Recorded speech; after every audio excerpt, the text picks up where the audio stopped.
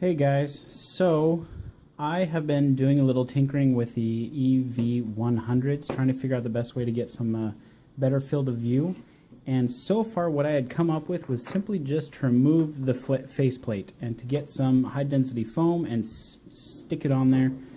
With the faceplate, I calculated a field of view of around 23 degrees. Without it and with this foam, it's closer to 27 to 28. And so, which I felt was actually pretty decent, but this still is uncomfortable. These kind of rub up against your the rim around your eyes, and you get some bad light leakage, even though I've tried to do my best. So what I've thought about doing now is modding it in a way that can't be reversed. And so I'm thinking of maybe cutting the faceplate along right here, and then JB welding it to the top. And so essentially putting the faceplate right here instead of that almost a 1/4 inch outside of it. And so, and with that, I will then also, with the Dremel, grind down these, and so it's more comfortable around my eye sockets. And so we'll see how that goes. I'll get pictures along the way of the progress and help illustrate what exactly is going on and if it's worth doing or not.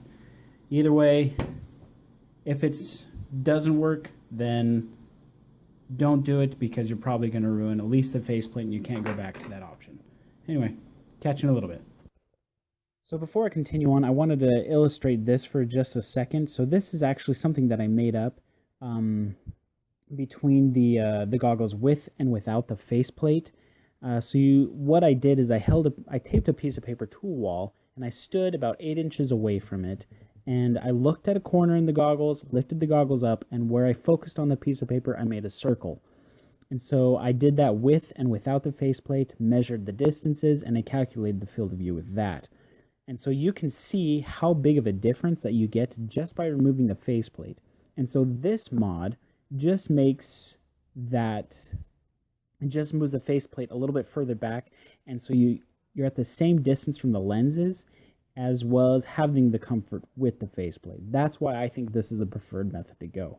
And then for fun, I drew in what the field of view would be like with the Amways as well as the Dominator V3s.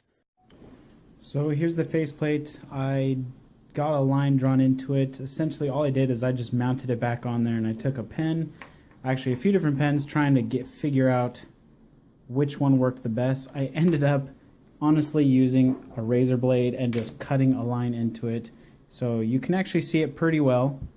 And so now I just got to get my Dremel out and cut it and then mount it.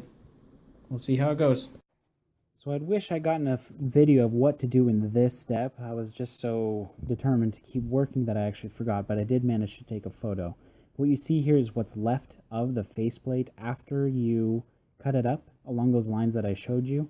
That middle portion with the lenses, that can just be thrown out. It's trash. So from here, you're going to take those remaining pieces, and so for example, it's the top one. You're going to place that on the top, and then as flush as you can to the curved part of the goggles. And from there, you're going to hold it down and JB weld it. And then that has to cure for about 12 hours. I actually did that by itself, and then the next day, once that was hardened, on the next day I then did the bottom pieces. That way I could get them evenly and didn't have any issues. So this is the finished project. As you can see, if I can get a good look on it, the faceplate is now flush with it, so it's decreased the distance from the lens, which would inherently increase your field of vision. And so I did this yesterday, but the JB-weld, it takes about 12 hours to cure, and so it should be stable and good enough now. I still haven't actually tried them on, but I will do that soon. So I recently just got back of a night of tiny whoops with my buddies, and these goggles performed perfectly. I highly recommend doing this mod. Now, like I said, it does require basically just destroying your faceplate. You have to straight up cut it out as you can see with those pieces, and then you just weld it back on. But it brings you that much closer to the screen, and you don't have any tunnel vision. It's very clear, and with the JB-weld actually holds up really well. They are solid on there. They don't move. There's no light leakage. I highly recommend doing this to your goggles. You just got to be careful that the JB-weld, it is pretty permanent, and so when you're getting close around those edges right there, you just have to be careful not to touch the buttons, so you don't end up welding them shut or something. And then when I grinded down those edges, I put a piece of tape over the lens, to protect it, and you just got to be delicate and to make sure that you don't ruin your goggles any more than just the faceplate.